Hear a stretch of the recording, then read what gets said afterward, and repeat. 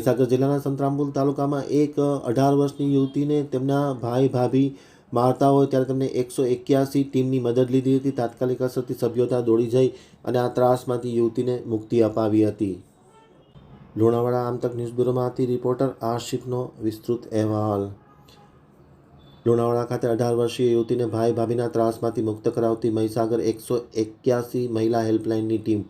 મહીસાગર જિલ્લાના સંતરામપુર તાલુકાના એક ગામમાં 18 વર્ષની યુવતીને 181 મહિલા હેલ્પલાઇન ટીમ પર ફોન કરી જણાવેલ કે તેમના ભાઈ અને ભાભી મારઝૂડ કરે છે, આથી મદદની જરૂર છે। ડ્યુટી પર હાજર રહેલા 181 ટીમના સભ્યો ઘટના સ્થળ દોડી ગયા હતા। કાઉન્સેલિંગ કર્યું હતું તો જાણવા મળ્યું કે તેમના પિતાના પહેલા પત્ની હતા।